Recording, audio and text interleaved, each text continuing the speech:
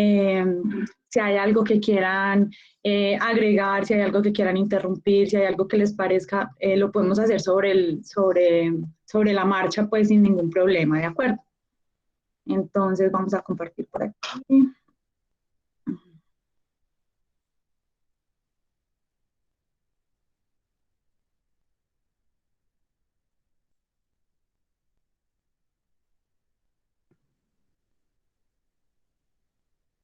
Estamos viendo, ¿de acuerdo? Sí, sí, sí. Ah, okay. Okay. Bueno, entonces vamos a empezar. Vamos a hablar de la patología de las glándulas salivales, hacer un recuento rápido.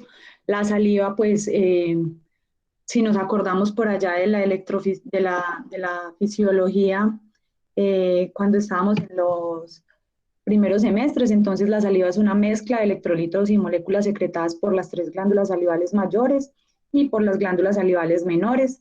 Es más bien un contenido de moco, agua y otros compuestos que vamos a ver rápidamente. La unidad funcional de las glándulas son los acinos, el ducto secretor y el conducto colector, y esto lo vamos a mencionar más adelante de una manera más explicadita para que entendamos cómo se produce, cómo sale y pues cómo realmente es como el mecanismo de acción de la saliva.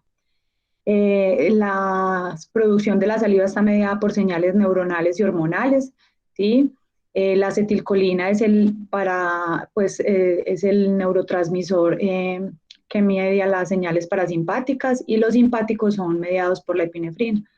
Entonces es por eso que cuando estamos más nerviosos, cuando tenemos un susto, cuando estamos bajo un estrés, la boca se nos pone más secas. Y algunos medicamentos, como vamos a ver más adelante, también producen boca seca y pueden causar patología de las glándulas salivales. Los centros de las glándulas salivales están en la médula. Las funciones principales de la saliva son lubricar y proteger. No sé si lo tienen claro, pero si los pacientes que no producen saliva o que no tienen saliva tienen mayor riesgo de hacer enfermedad periodontal y enfermedad dental porque la saliva ayuda a la mineralización de los dientes, tiene digamos, un poder bacteriostático importante, a pesar de que ella tiene por sí misma una colonización de bacterias, tiene un pH básico y eso hace que, digamos,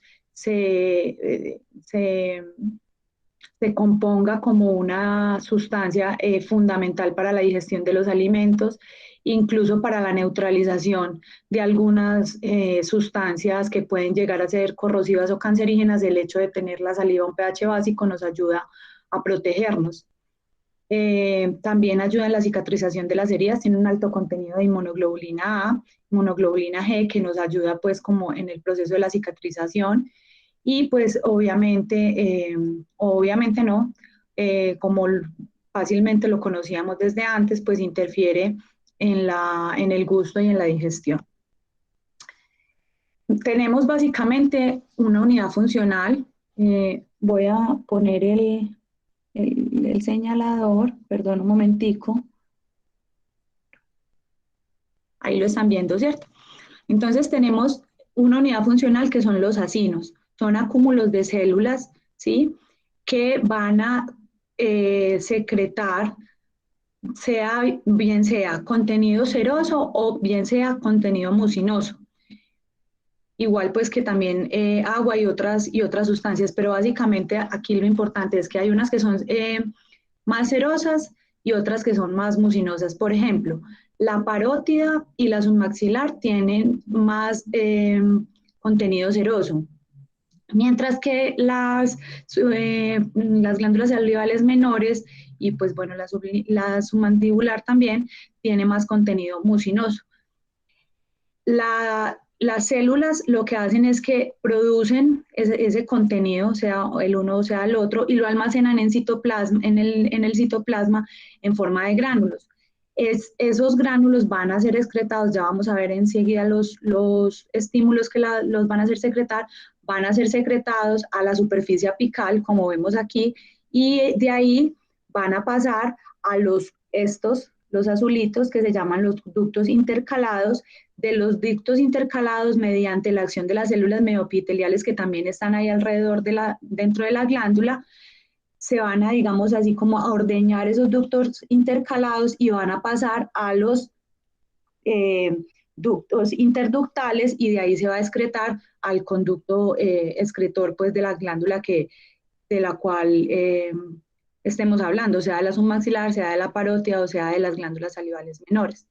Entonces, digamos que no solamente son células serosas o células mucinares, sino que hay otras células que participan en la excreción de la saliva, las mioepiteliales. Tenemos también que en la producción de la saliva, las células estriadas que tenemos aquí, digamos, funcionan como una especie de succionador por efectos de sus capacidades elásticas, y lo que hacen es sacar pues como la saliva. Entonces, toda la unidad funcional es fundamental para la producción y excreción de la saliva. Entonces, hay diferentes estímulos que pueden ocurrir o que pueden llegar a la glándula, que van a hacer que se produzca un intercambio de los iones, y con esto salga la saliva del citoplasma hacia la superficie apical de las células. Generalmente son las proteínas de los alimentos que hacen que se produzca un gradiente negativo al interior del acino, y esto genere la salida de la saliva. Y la saliva se convierte entonces en un biofilm, ¿cierto? Que se va a acumular en la superficie de los dientes, en la superficie de la lengua, después de la deglución. O sea, tenemos una producción aumentada con la deglución, pero una producción basal que se encarga de lubricar la cavidad oral permanentemente.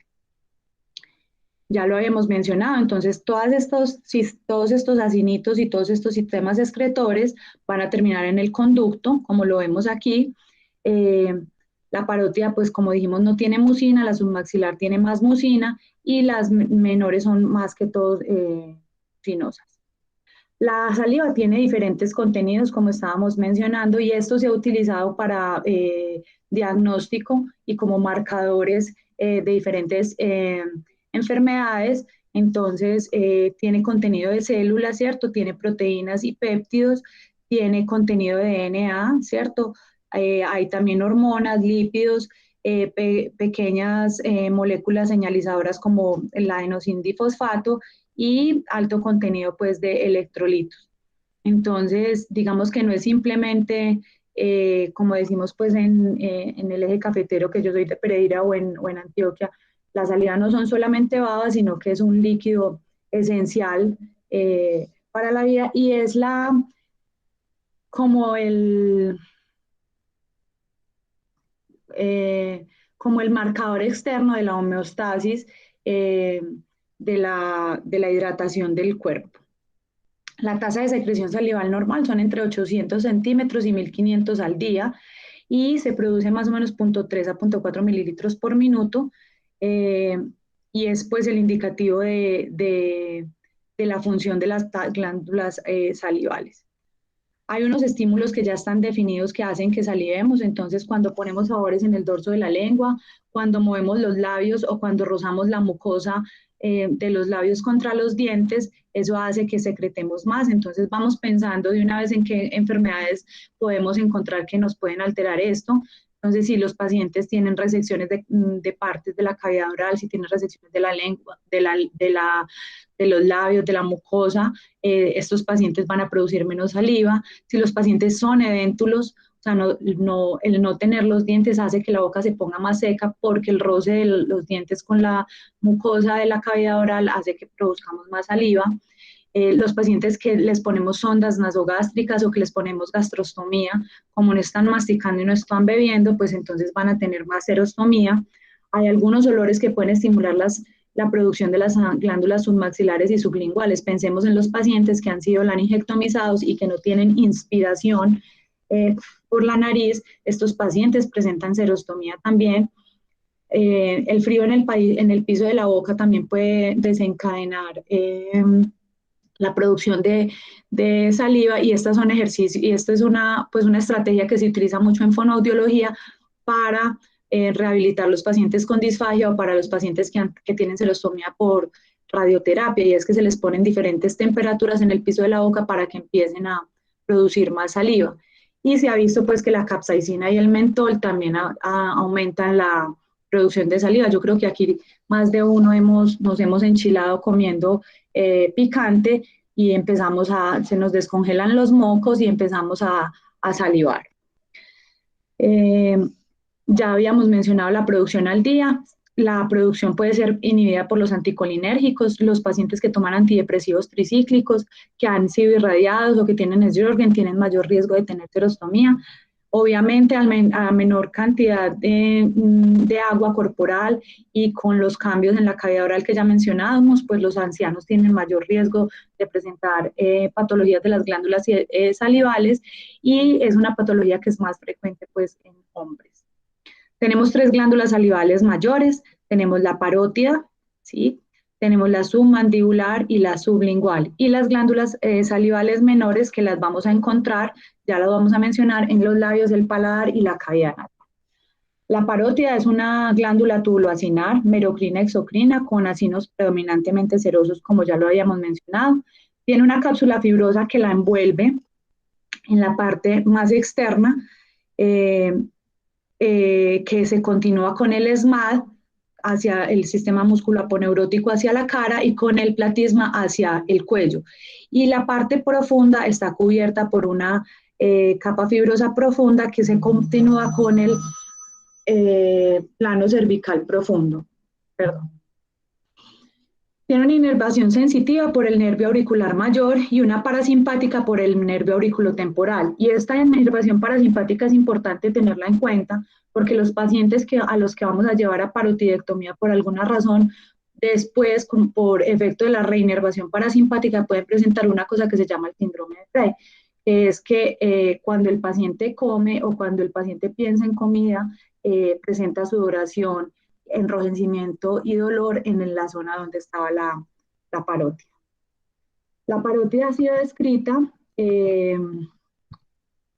como un triángulo en donde en el vértice superior vamos a encontrar el conducto auditivo externo y la fosa glenoidea o la articulación temporomandibular. En la parte más medial, ¿sí? O en la parte más profunda vamos a encontrar el estiloides. En la parte inferior del triángulo vamos a encontrar el ángulo de la mandíbula y el proceso transverso del atras. Es una glándula que mide 6 por 3 centímetros, tiene un lóbulo superficial y un lóbulo profundo que están separados básicamente por el nervio facial. Tiene un conducto que se llama conducto de Stensen o conducto de Stenon, que va a salir, como lo vimos en esta foto, va a salir de la glándula y va a atravesar el plano muscular y va a salir a la cavidad oral a nivel del segundo molar. Y aquí es muy importante tener en cuenta las relaciones que tiene la glándula parótida con el nervio facial, la vena retromandibular y la arteria carótida externa. Entonces, digamos que cuando estamos hablando del nervio facial y la glándula parótida, recordemos que el nervio facial tiene 5 porciones dentro del hueso temporal, y cuando sale a través del agujero estilomastoideo nos va a dar lo que conocemos como la pata de ganso, que nos va a dar una rama cervicofacial y una rama cervical. El nervio facial, como lo estamos viendo aquí, tiene diferentes, digamos, patrones de distribución en la glándula, ¿cierto? Sin embargo, de manera constante, pues, o más o menos constante, el nervio tiene unas relaciones, y es que está la división o la pata de ganso va a estar más o menos 1 centímetro por detrás de la vena retromandibular. Entonces, cuando estamos hablando de estas relaciones, vamos pensando cosas que podemos ir viendo en las tomografías o en la cirugía, ¿cierto? Entonces, cuando estemos viendo las tomografías y estemos viendo la vena retromandibular, ya sabemos que vamos a encontrar la parótida y el nervio facial. Otra relación importante de la parótida, además de la vena retromandibular, es la carótida. Entonces, la carótida viene por detrás del músculo del vientre posterior del digástrico, asciende y se convierte en la maxilar interna. justo, digamos, en relación con el lóbulo profundo de la parótida. Entonces, digamos que esas son las relaciones más importantes. Porque, digamos, también es importante mencionar que la parótida está en relación con el facial, además del abordaje quirúrgico, porque todas las patologías de la parótida que se acompañen de parálisis facial me van a empezar a hablar de malignidad.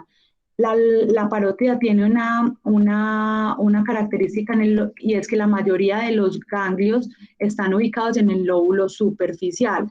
El 90 al 95% de los ganglios están ubicados en el lóbulo superficial y eso me ayuda en el abordaje quirúrgico a definir que no siempre se tiene que hacer una parotidectomía que incluya el lóbulo profundo.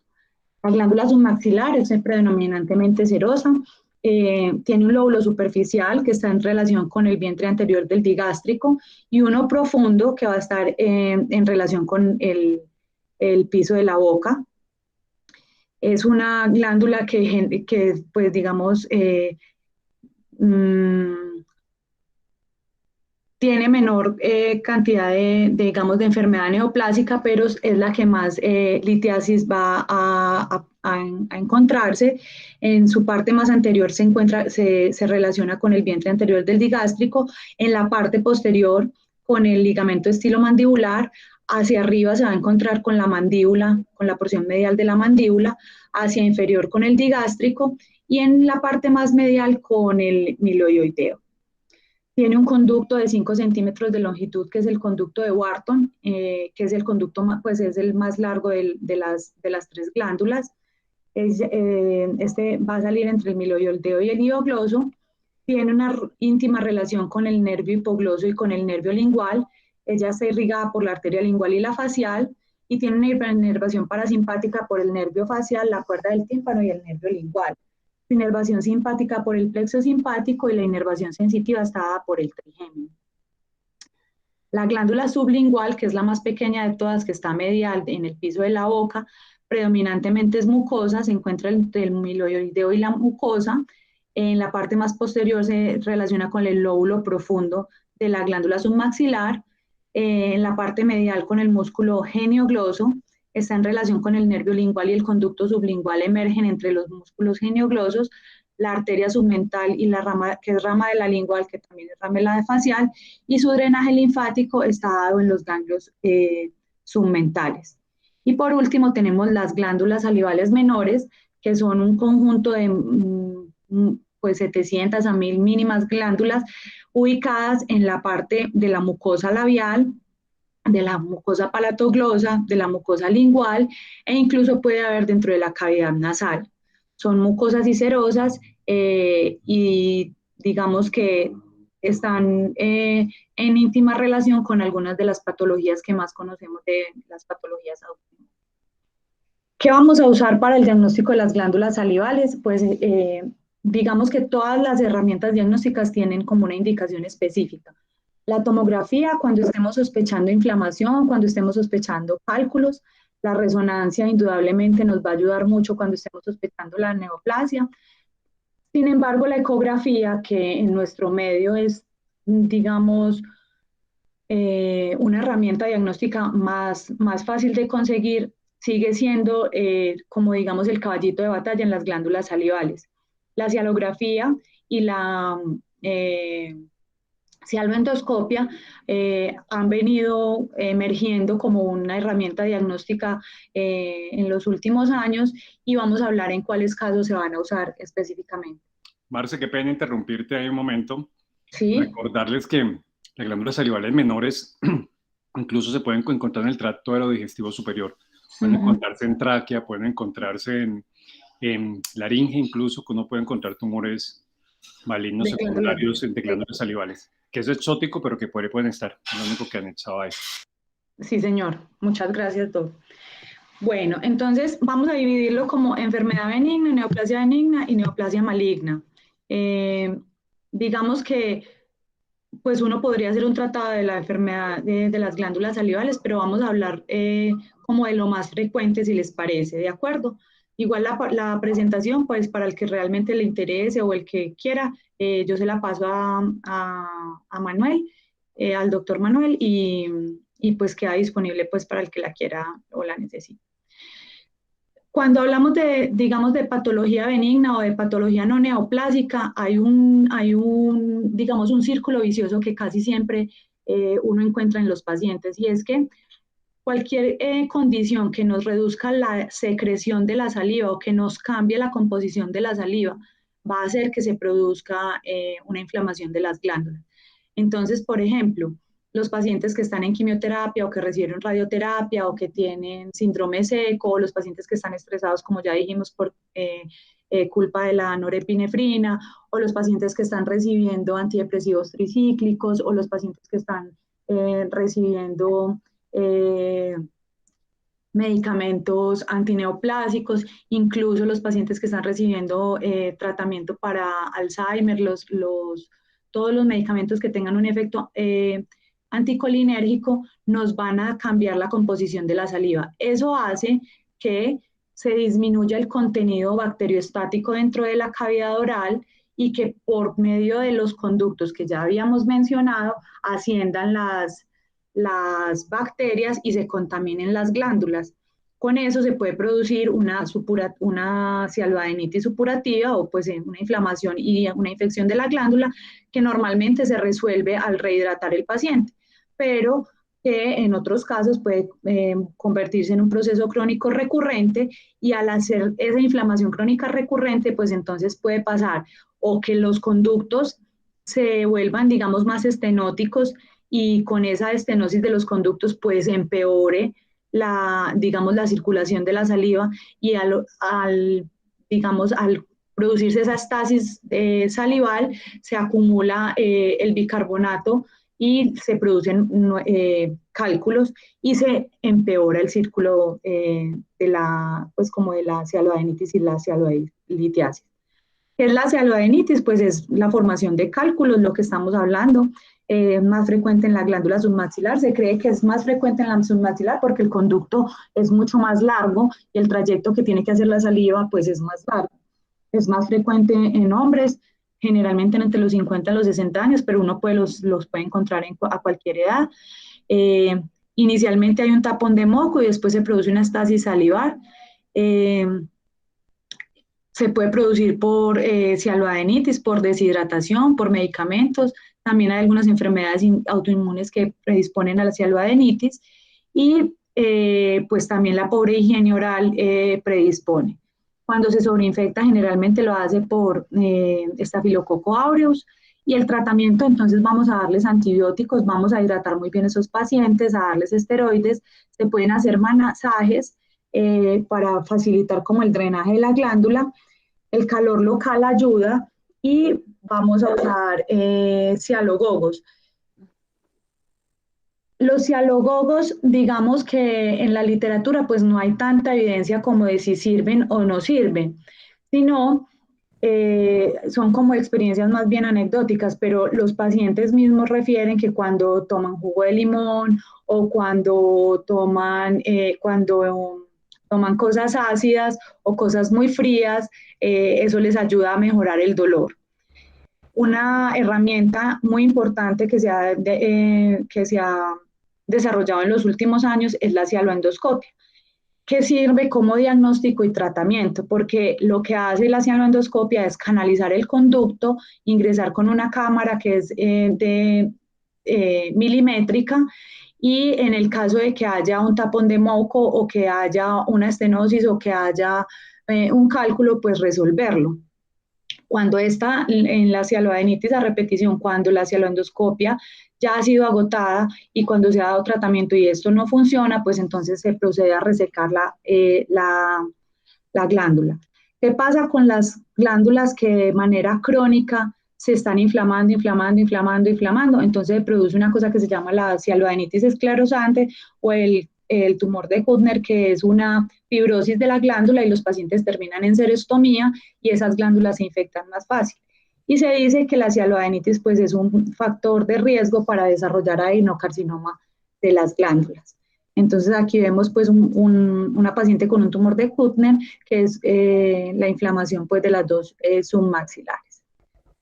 La cialolitiasis, entonces ya lo habíamos mencionado, generalmente se produce también pues en el tumor en el conducto de Wharton, más frecuentemente en los hombres jóvenes. Los cálculos están formados por carbonato de calcio y por moco, se produce por éstasis. El diagnóstico se hace por tomografía o por ecografía. Inicialmente uno opta por dar tratamiento médico tratando de hidratar muy bien el paciente para ver si ese cálculo puede salir, pero los cálculos que son de más de 0.5, 0.8 milímetros es difícil que salgan por el conducto. Digamos que la recomendación inicial es llevar a todos los pacientes que tengan cialolitiasis a salivandoscopia para sacar el cálculo. En algunos casos se puede marsupializar el conducto. Si no sale por la canastilla, ya vamos a ver cómo se hace. Si no sale por la canastilla, se marsupializa el conducto. Y después de que se saca ese cálculo, uno debe revisar nuevamente porque puede haber más de un cálculo o puede haber lo que se conoce como barro. Y es pequeños microcálculos parecido al barro biliar que se encuentra en la vesícula biliar. Si la cialondoscopia falla, pues realmente lo que hay que hacer es resecar la glándula. Así se puede ver en el conducto de Stenon. Miren el tamaño pues de este cálculo. Yo creo que es difícil que salga pues por cialondoscopia. Y miren este en el conducto de Wharton, que este pues no es sino dilatar aquí y entrar y marsupializar el conducto. Entonces, la cialoendoscopia, como les estaba diciendo, entonces consiste en que conectado a una cámara de video hay un endoscopio milimétrico, se canaliza el conducto, se irriga permanentemente para poder entrar y localizar el cálculo y se pasa una canastilla con la que se saca el cálculo. En algunas ocasiones, a pesar de que uno trate de sacarlo, no lo logra y entonces le toca abrir el conducto y marsupializar. Tenemos unas patologías que son, digamos, infecciosas, la parotiditis del recién nacido, también por deshidratación. El germen más frecuente es el estafilococo aureus, es una patología rara, pero pues nos pueden interconsultar o los pueden llamar que hay un bebé con una parótida más grande que la otra, que le está saliendo pus, y pues lo que hay que hacer es un BACAF, guiado por ecografía, sobre todo para la guía de los antibióticos, hidratar muy bien ese bebé y darle antibióticos. Hay otra enfermedad que se llama la parotiditis recurrente de la infancia, en donde son los niños entre 6 a 8 años, después de los 3 años generalmente empiezan con se les edematiza una parótida, después la otra, a veces las dos, se puede confundir con paperas, pues sobre todo por la edad. Esas parótidas se pueden sobreinfectar. El diagnóstico diferencial se debe hacer con Sjögren, VIH y algunas enfermedades autoinmunes, y estos niños en la pubertad generalmente mejoran.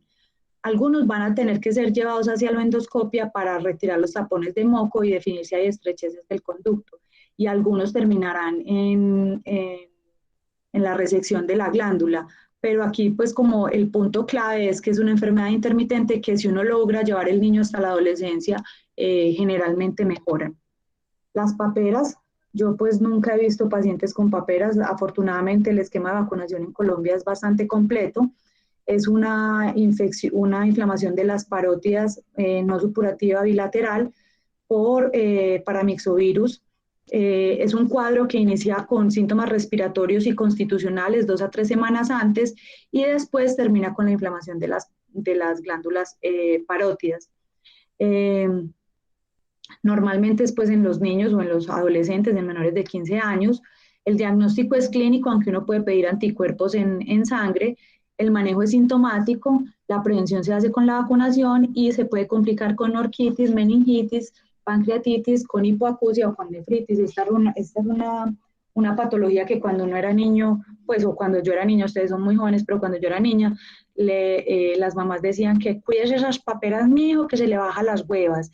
Entonces, pues en realidad yo nunca la he visto pues en mi práctica clínica, pero está descrito, y ahora digamos, con la migración que tenemos de población de otros países y pues, con los desplazamientos masivos incluso de nuestra misma población, los esquemas de vacunación se han visto pues altamente afectados y puede ser que nos lleguen niños o adolescentes con papera.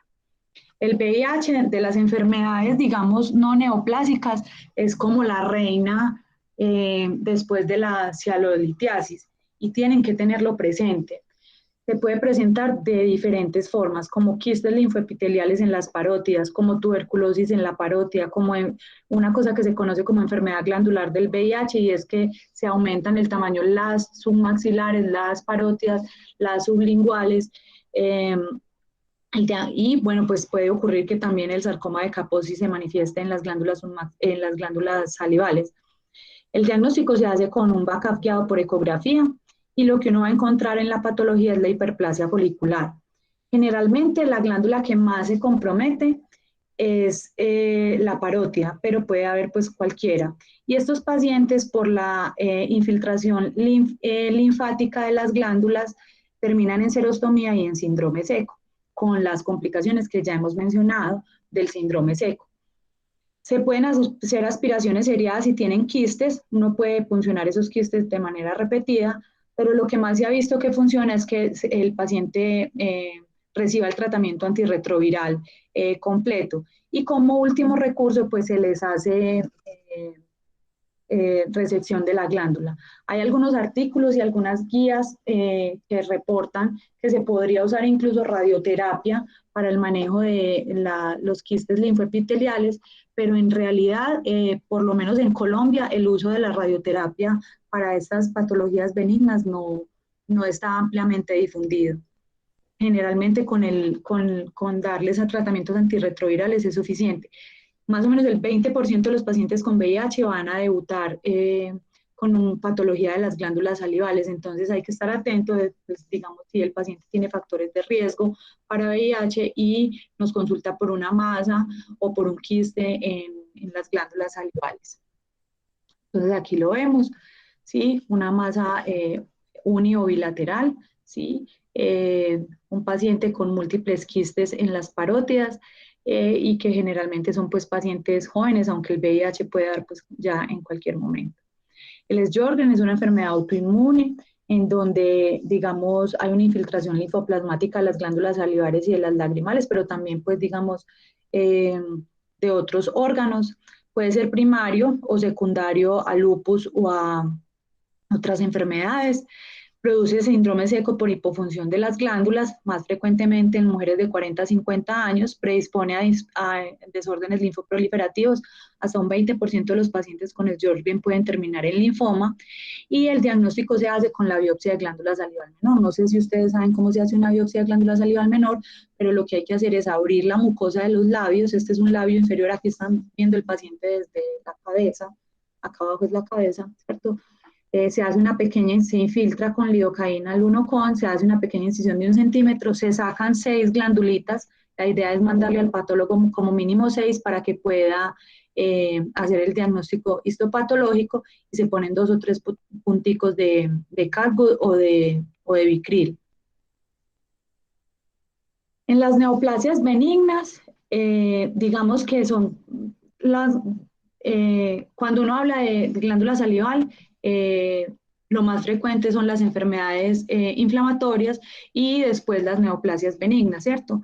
Corresponde al 4% de todas las neoplasias de cabeza y cuello, y en las glándulas salivales se aplica la regla del 80, y es que el 80% de los tumores de las glándulas salivales son benignos y el 80% van a aparecer en la parótida. Cuando están en la parótida, digamos que pueden aparecer o hacia, digámoslo, hacia la mejilla, hacia el cachete, o hacia la región preauricular, o pueden aparecer por el síndrome de tunelización hacia la cavidad oral, y eso es muy importante tenerlo presente, ¿cierto? Por la disposición del lóbulo superficial y el lóbulo profundo de la glándula. Cuando el 50% en la submaxilar pueden ser benignos y el otro 50% malignos, y en las glándulas de los salivales menores pues son benignos.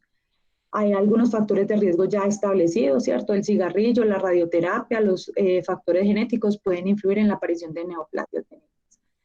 Como lo define la OMS, pues el tumor por elección de las glándulas salivales es el adenoma pleomórfico, seguido del tumor de Warthin. el diagnóstico lo vamos a hacer, todo paciente que llegue con una masa, le vamos a hacer un backup, pues una biopsia guiada por ecografía, y hay unos criterios diagnósticos parecidos a los del Bethesda que nos van a dar cuenta de la posibilidad de malignidad o de benignidad y la conducta que vamos a seguir.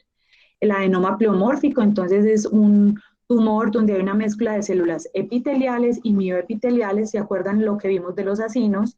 ¿Cierto? Mezclado en un estroma condromixoide, es el tumor más frecuente, generalmente afecta el lóbulo superficial, son tumores firmes, redondos, solitarios, que van a requerir simplemente cirugía, y si digamos tienen recurrencia, pues se van a tratar con radioterapia. Hay un tumor maligno que se conoce como adenoma pleomórfico, que es una variante de este tipo de pacientes en donde tuvieron un tumor, un adenoma pleomórfico durante un largo tiempo y se malignizó. Como vemos acá en estas imágenes, entonces tenemos un tumor en el lóbulo superficial y en el lóbulo profundo, sobre todo pues en el lóbulo profundo, que nos está comprometiendo la glándula, la parótida izquierda. Entonces aquí lo tenemos claramente. El tumor de Warthin, esta foto quedó pues horrible, pero el tumor de Warthin es la segunda neoplasia benigna más frecuente en las glándulas salivales. La parótida nuevamente es la más frecuente. Pueden ser bilaterales y se puede ver multifocalidad hasta en un 20% de los casos. Este está ampliamente asociado con el cigarrillo, con hombres mayores de 60 años, y son masas ovoides normalmente asintomáticas, encapsuladas, blandas, que el paciente lo ve crecer y lo ve crecer y lo ve crecer, y solamente cuando ya genera pues como una deformidad estética importante van a consultar. La mayoría las patologías benignas neoplásicas pues van a ser tratadas con parotidectomía, en donde se va a retirar el lóbulo superficial. Esta es la incisión típica de una parótida y en general tienen unos resultados cosméticos muy aceptables. En las neoplasias malignas, entonces tenemos como principal representante el carcinoma mucoepidermoide y el carcinoma adenoideo quístico. ¿Cuándo vamos a sospechar que un paciente tiene una patología maligna? Pues de manera inicial, la mayoría de las masas que ocupan las glándulas salivales son asintomáticas, pero cuando hay una masa que está creciendo rápidamente o cuando aparece dolor, porque esto nos habla de posible infiltración perineural, o cuando hay cambios en la piel, o cuando aparece parálisis facial, como estábamos mencionando, pues vamos a pedirle resonancia, vamos a hacer un backup y vamos a hacer la estadificación con el TNM, para lo cual vamos a pedir los estudios de extensión. El carcinoma mucoepidermoide aparece pues preferentemente en las glándulas salivales mayores. Es un tumor que aparece en mujeres de 45 años en adelante. Es una masa que es dolorosa, pero de un crecimiento muy lento. Puede tener componente quístico y sólido y tiene mucina en su interior. El diagnóstico diferencial se hace con un mucosele. Tiene 3 tipos histológicos predominantes: el mucoso, el epidermoide y el intermedio. Predomina pues en la glándula submaxilar, se hace un backup para el diagnóstico y estos pacientes van a ser llevados a cirugía. Cuando se reseca, digamos, hay una puntuación que me va a hablar si son de alto riesgo o de bajo riesgo, y esto me va a hablar de la necesidad de llevar mi paciente más adelante a requerir radioterapia. El carcinoma adenoideo quístico es una masa de lento crecimiento con invasión local. Esta tiene más, digamos, destrucción local, generalmente tiene más recurrencia, tiene metástasis a distancia, predilectamente escoge pues como el pulmón, se da de manera por igual entre hombres y mujeres. Es un tumor sólido, bien circunscrito, no está encapsulado. El backup es pues como digamos nuestro caballito, nuestra arma en la batalla. Puede aparecer pues predominantemente en la submaxilar, aunque uno la puede encontrar en las glándulas salivales menores, incluso puede encontrar carcinoma adenoideo, se ha encontrado carcinoma adenoideo quístico en el oído. pues digamos, por la embriología de la trompa de Eustaquio. Y el tratamiento en el carcinoma adenoideo quístico es nuevamente la cirugía y estos pacientes se van a completar con la radioterapia. Entonces, digamos que hay unas características, pues hay otros subtipos histológicos o otros tipos de tumores, incluso en la parótida no se debe olvidar el linfoma como otro tipo de tumor que puede aparecer, pero hay unas características que nos van a hacer pensar, digamos, más en la probabilidad de malignidad y en el mal pronóstico que puede ocurrir con los tumores. Entonces, los tumores de la glándula submandibular y de la sublingual tienden a dar más metástasis que los de la parótida. Los tumores que son T3 y T4, o sea, los más grandes, tienen más incidencia de metástasis ocultas y peor pronóstico. Los pacientes de mayores de 50 años tienen peor pronóstico. Cuando hay parálisis facial o el dolor, lo que habíamos mencionado, tienen peor pronóstico porque se asocian más a metástasis al cuello. Los tipos, digamos, que tienen más metástasis y peor pronóstico, pues está el mucoepidermoide, el carcinoma indiferenciado, el escamo celular, el de células pequeñas, los que son de alto grado, el adenoideo quístico, el adenocarcinoma de alto grado que no se ha especificado, el ductal el carcinoma ductal salival, y los que tengan alto grado de transformación en la escala que les mencioné aquí. Los que tienen invasión perineural, pues como la mayoría de los tumores, o los que tengan invasión local, ya habíamos mencionado que el adenoideo quístico pues es como el que más destruye. Los que tienen márgenes positivos, pues como en cualquier tumor, pues tienen peor pronóstico. Los que tienen expresión del KI67 también tienen digamos, peor pronóstico porque se asocian a una tasa de sobrevida libre de enfermedad más bajo, y los que tienen expresión de ER2, pues también. La cirugía va a ser el tratamiento de elección dependiendo de si estamos o no estamos en presencia de tumores de alto grado o a tumores con compromiso del cuello. Vamos a requerir, además de la parótida o de la submaxilar, manejar el cuello, hacer vaciamiento, y la mayoría de las veces en las neoplasias malignas vamos a requerir radioterapia ayudante, y la quimioterapia específicamente para glándulas salivales se reserva como terapia paliativa. Creo que fui pues como exageradamente rápido, parezco el metro, pero no sé si tienen alguna pregunta, alguna duda, nos podemos devolver con más calma a hablar de lo que, pues de las diferentes patologías. La idea era darles como un abrebocas y recordarles pues cuáles son como los signos de alarma cuando un paciente consulta con una masa en parótida o pues en las glándulas en las glándulas salivales, cuáles son los signos de alarma, y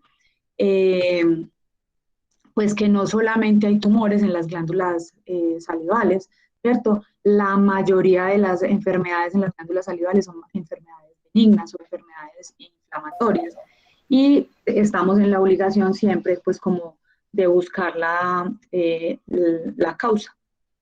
No sé si tienen alguna pregunta, alguna duda. La idea era demorarme una hora, fueron los 50 minuticos y dejamos 10 para preguntas. Muchísimas gracias, doctora Marcela. Creo que fue una presentación muy completa y clara. Pues aprovechando que somos poquitos, si tienen alguna pregunta pueden utilizar la opción de levantar la mano o encender directamente sus micrófonos pidiendo la palabra. Una cosa que me parece pues que de pronto lo pasé muy rápido es que se prefiere la biopsia por aspiración con aguja fina a la biopsia, digamos, abierta o al punch o así, por el riesgo de lesión del nervio facial en la parótida, ¿cierto? Entonces, ya verán que muchas veces los van a llamar como cirujanos o como médicos, o, que ¿por qué no le haces una biopsia abierta? No usamos biopsia abierta en parótida. Ok, Doc. Muchas gracias por la aclaración. Raimundo, Puedes hablar tranquilo, puedes hablar, Ray, que ya comimos, ya no vamos a morder a nadie. Buenas noches, doctora. Muchísimas gracias por la completa presentación que dio. Quisiera preguntarle, por ejemplo, había leído que en caso de infección recurrente, cuando un paciente tiene cuadros de cialolitiasis, se considera el tratamiento quirúrgico, pero a partir de cuánto tiempo o cuántos cuadros de infección o se le da otro manejo. No, pues digamos que no sé, pues Adonis, Manuel o Pauli me pueden corregir. No hay como un número mágico que tú dices después de 3, después de 4. La idea estamos hablando de cialolitiasis. Sí, con La idea con la con... cialolitiasis es, digamos, como de manera inicial poder llevar el paciente a a una cialoendoscopia, ¿cierto? Pero digamos que si no tienes la posibilidad de la cialoendoscopia, pues si el paciente tiene el cálculo ahí, ese paciente se va a seguir infectando. Entonces, pues te va a tocar sacarle la glándula, ¿cierto? Pero digamos que como el algoritmo es, si lo hidrataste y no salió el cálculo, lo llevas a cialoendoscopia. Si con la cialoendoscopia repite, pues ya realmente toca es sacarle la glándula. No sé, Adonis, que tenga para mencionar ahí. No, yo la cialolitiasis se pueden hacer cialendoscopias repetidas las que uno requiera. Desde la primera instancia uno puede usar la cialendoscopia, o sea, de entrada si hay una cialolitiasis, hay que hacer la cialendoscopia. Los cuadros de cialolitiasis son muy patognomónicos, desde la inflamación súbita, aguda, de dolor, con edema incluso del piso de la boca o solo edema de la glándula submandibular o la parótida, y a veces que resuelven espontáneamente o se quedan inflamadas y pueden generar en un episodio agudo de absceso. En un absceso uno no hace cialendoscopia. Está contraindicado, sí. Como relativo, pero a veces como última opción uno puede hacer la cialendoscopia para quiere identificar el conducto y poder hacer un drenaje de resto nomás. Si el paciente tiene la cialolitiasis, obviamente uno hace una ecografía bien hecha, puede diagnosticarnos la cialolitiasis, pero no hay que descartar que estos yo les los pongo a ustedes, pues están todavía muy chiquitos. Cuando uno es cirujano general y ve los casos de colelitiasis y coledocolitiasis que hacen ecografía, hacen resonancia y no encuentran cálculos porque hay cristales de sales biliares. Aquí hay cristales que pueden taponar los conductos y no ser vistos ni siquiera en tomografía o en ecografía, o encontrar uno la saliva como espeso, como si fuera un barro, lo que yo he hecho una similitud con el barro biliar. La cialendoscopia la pueden repetir las veces que sea necesaria. La glándula se puede preservar casi en el 100% de las veces, incluso uno puede hacer abordajes mixtos con cálculos de 4, 5, 6 centímetros, sacarlos y la glándula conservarla.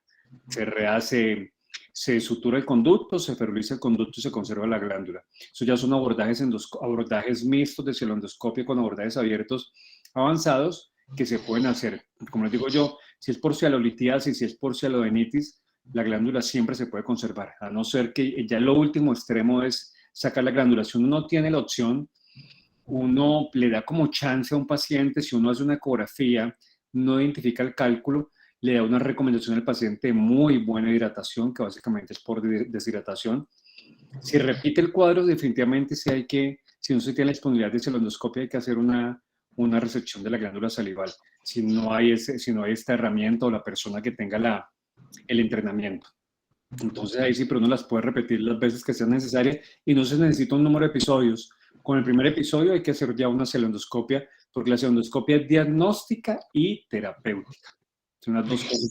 Y muchas veces ni siquiera es un cálculo como tal o el barro, sino un tapón de moco que se logra lavar con el endoscopio y los pacientes pues mejoran, pero sí hay que mejorar las condiciones, digamos, de la hidratación o buscarle si está haciendo el Sjögren o pues como las otras cositas médicas que se le pueden hacer pues como adicionales. Lo otro es que con el mismo tiempo uno puede hacer dilatación del conducto y puede hacer infiltración de corticoide dentro del conducto para evitar los episodios repetitivos de estenosis o inflamación.